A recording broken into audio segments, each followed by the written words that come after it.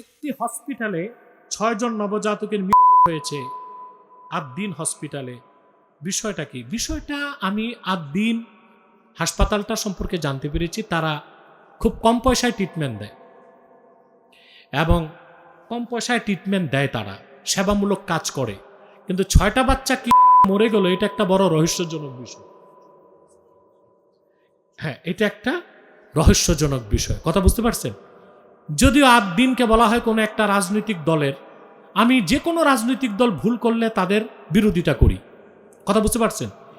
কিন্তু 6টা বাচ্চা যাওয়ার কারণটা ইনসাফের ভিত্তিতে খতিয়ে দেখা দরকার, যে হাসপাতাল কর্তৃপক্ষ ইচ্ছায় দায়ী কিনা। যদি ইচ্ছায় দায়ী হয় তাদের পানিশমেন্ট হোক। 6টা বাচ্চার প্রত্যেকে তার 80 লাখ টাকা করে ক্ষতিপূরণ দিয়েছে, অতএব তাদের লাইসেন্স বাতিল না করাটাই ইনসাফ। পানিশমেন্ট হোক কিন্তু লাইসেন্স বাতিল না হোক, এটা ইনসাফ। আল্লাহ তাআলা কোরআন শরীফে মানব জাতিকে ডাক দিয়ে বলেন, ইয়া আইয়ুহান নাস, হে মানব জাতি, উ'বুদু রাব্বাকুম, তোমরা তোমাদের রবের ইবাদত করো। আল্লাযী খালাকাকুম, যিনি তোমাদের সৃষ্টি করেছেন। ওয়াল্লাযীনা মিন ক্বাবলিকুম, তোমাদের পূর্ববর্তীদেরকে সৃষ্টি করেছেন। লাআল্লাকুম তাত্তাকুন, যেন তোমরা জাহান্নামের আগুন থেকে বাঁচতে পারো, শিরক কুফর থেকে বাঁচতে পারো, নাজাত পেতে পারো। সুবহানাল্লাহ বলেন। এই আয়াতের আগে সূরা বাকারায় আরো 20টা আয়াত এসেছে। আগে কয়টা আয়াত? 20টা। ওই 20টা আয়াত আল্লাহ তাআলা গোটা মানব জাতিকে 3টা শ্রেণীতে ভাগ করেছেন। একদল যারা মুমিন বিশ্বাসী মুসলমান, আরেক দল যারা কাফের অবিশ্বাসী, আরেক দল যারা কাফের কিন্তু মুসলিম পরিচয় প্রকাশ করে মুনাফিক। পৃথিবীর সমস্ত মানুষকে 3টা ভাগে ভাগ করা হয়েছে, মুমিনুন, কাফিরুন, মুনাফিকুন। মুমিনুন, কাফিরুন, মুনাফিক। সবচেয়ে আশ্চর্যের বিষয়, 3 নামে আবার সূরাও আছে। মুমিনের নামে সূরা মুমিনুন, সূরা কাফিরুন, সূরা মুনাফিকুন। তা প্রশ্ন হচ্ছে মুশরিকরা কই? প্রশ্ন আসে না? মুশরিকদের আলাদা করা হয় না, কারণ তারা কাফেরদের মধ্যেই। কাফেরদের প্রত্যেক কাফের মুশরিক নাও হতে পারে, কিন্তু প্রত্যেক মুশরিক কাফের। প্রত্যেক মুশরিক কাফের। আল্লাহ রাব্বুল আলামিন বলেন, لم يكن الذين كفروا من أهل الكتاب والمشركين منفكين حتى تأتيهم البينة رسول من الله لم يكن الذين كفروا من أهل الكتاب والمشركين। কাফেরদের মধ্যে আল্লাহ বলেছেন যারা আহলে কিতাব এবং যারা মুশরিক। তাহলে মুশরিকরা কোন গোত্রে? জোরে বলতে হবে। তা মানুষ কয় শ্রেণী?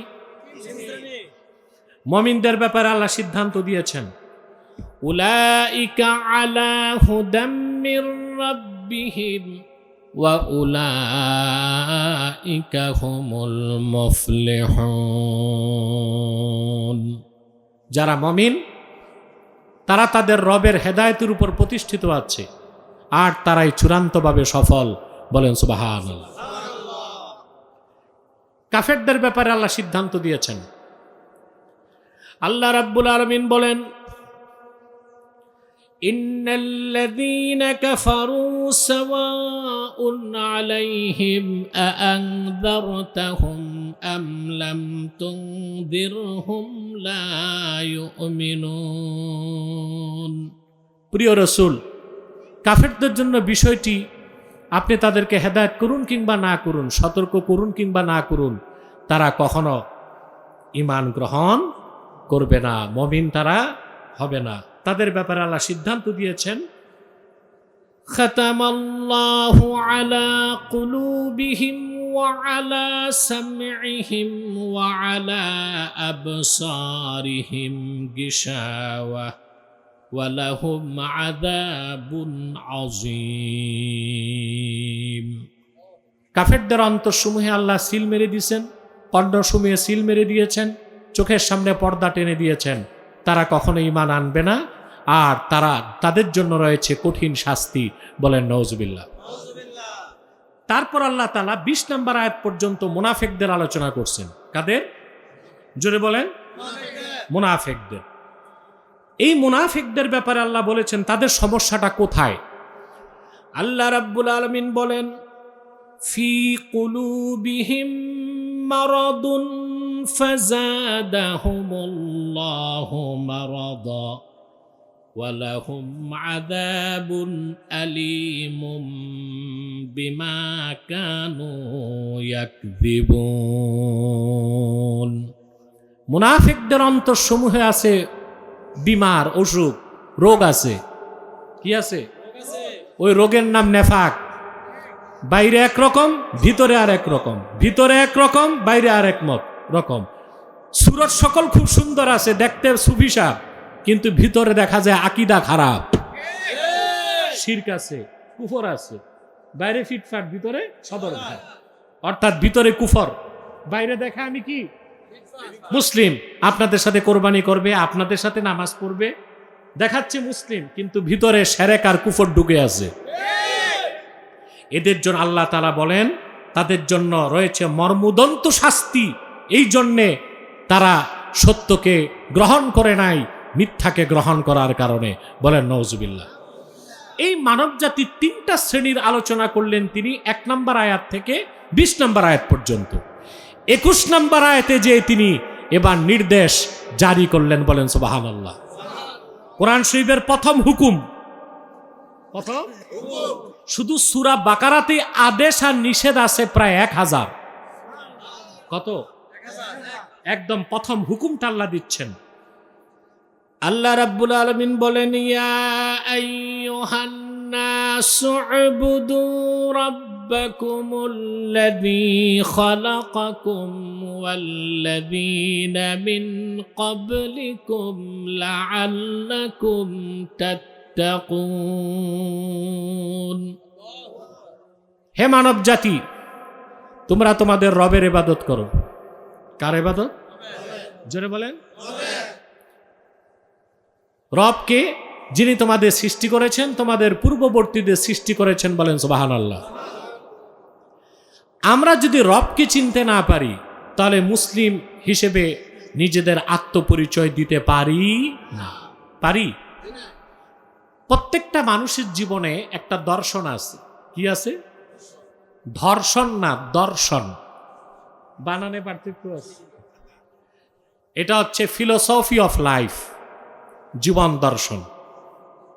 যেমন প্রতিটা মানুষের জীবনে একটা প্রশ্ন আসে, আমি কে? আমি? কোরআন শরীফ জবাব দিচ্ছে, ওয়ালাকাদ কাররামনা বনি আদম ওয়া হামালনাহুম ফিল বাররি ওয়াল বাহরি ওয়া রাযাকনাহুম মিনাত তাইয়্যিবাত। আল্লাহ পাক বলেন, আমি আদম সন্তানদেরকে সম্মানিত করেছি, জল এবং স্থলে তাদেরকে কর্তৃত্ব দিয়েছি, আর পৃথিবীর সবচেয়ে পবিত্র জিনিসগুলোকে তাদের জন্য রিজিক বানায় দিয়েছি। আমি জবাব পেলাম, আমি হচ্ছি আল্লাহর শ্রেষ্ঠ সৃষ্টি, রেসপেক্টেড, মুআজ্জাজ, দামি সৃষ্টি। আমি মানুষ। সুবহানাল্লাহ। আমি কে? শ্রেষ্ঠ সৃষ্টি, শ্রেষ্ঠ সৃষ্টি, আমি মানুষ। সুবহানাল্লাহ। এই যে আত্মপরিচয় উপলব্ধি করা, আমি কে, আমি মানুষ, এটাকেই সক্রেটিস বলেছিল নো দাই সেলফ, নিজেকে চেনো।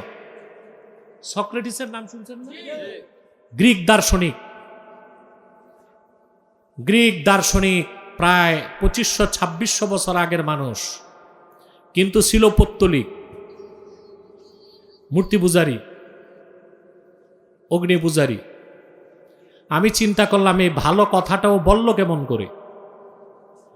নিজেকে চেনো, নো দাই সেলফ, নিজেকে চিনো। আমি এই গবেষণা করতে করতে খুঁজে পেলাম, এই কথাটা সক্রেটিস পেয়েছিল গ্রিকে একটা মন্দির ছিল,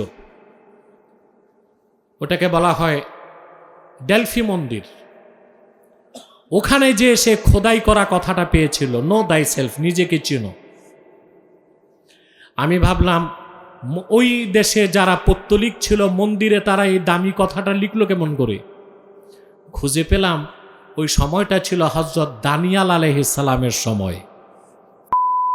আল্লাহর পয়গম্বর হযরত দানিয়াল, বাইবেলে যাকে বলা হয় ড্যানিয়েল, কি বলা হয়, কিন্তু ওনার নাম কি দানিয়াল, বাইবেলে বলে কি ড্যানিয়েল, খ্রিস্টান নাম রাখে না ড্যানিয়েল। হযরত দানিয়ালের সময় বেবিলনের রাজা নেবুচাঁদনেজ্জার, যাকে বখতে নসর বলা হয়, হযরত দানিয়াল নিজে আত্মগোপন করে বেঁচেছিলেন। কিছু পণ্ডিত ইহুদি যারা তাওরাতের শিক্ষায় ধারণ করত, তারা পালিয়ে গ্রিক চলে গেছিল। ওই গ্রিসে যে তারা প্রচার করেছিল তাওরাতের কথা, নো দাই সেলফ, নিজেকে চেনো। তাহলে বোঝা যায় কথাটা দার্শনিকদের আবিষ্কার না, এটাও কোনো এক সময় আসমান থেকেই এসেছিল, ঠিক কিনা? যত ভালো কথা সব আসমান থেকে, সব থেকে, আর যত খারাপ কথা সব শয়তান থেকে। যাদের বেস আছে বাম দিকে বসো, এই পাশ আমার পাশ। এই ছেলে, কথা শুনতেছেন? তাহলে এগুলো গ্রিক দার্শনিকদের কথা না, এগুলো কোনো না কোনো সময় আসমান থেকেই এসেছিল। এই যে আত্মপরিচয়, আমি কে, কোরআন আমাকে সঠিক পরিচয় দিচ্ছে, আমি হচ্ছে আল্লাহর শ্রেষ্ঠ সৃষ্টি মানুষ। দ্বিতীয় প্রশ্ন, আমার অস্তিত্বের শুরু কোত্থেকে? শুরু কোরআন শরীফ বলছে, وَقُلْنَا يَا آدَمُ اسْكُنْ أَنْتَ وَزَوْجُكَ الْجَنَّةَ وَكُلَا مِنْهَا رَغَدًا حَيْثُ شِئْتُمَا وَلَا تَقْرَبَا هَذِهِ الشَّجَرَةَ فَتَكُونَا مِنَ الظَّالِمِينَ। আল্লাহ পাক বলেন, আমি আদমকে ডেকে বললাম, ও হে আদম, তুমি এবং তোমার স্ত্রী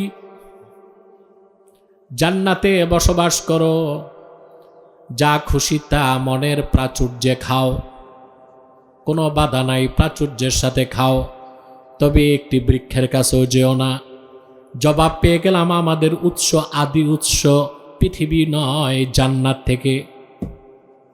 কোত্থেকে? আমাদের আসল বাড়ি, আমাদের অরিজিন এখানে। যে বরিশালের লোক যদি থাকে, যদি বলেন বাড়ি কই, কি বলবে, কচুয়া না বরিশাল? অরিজিন কি? নোয়াখালীর লোক কি বলবে?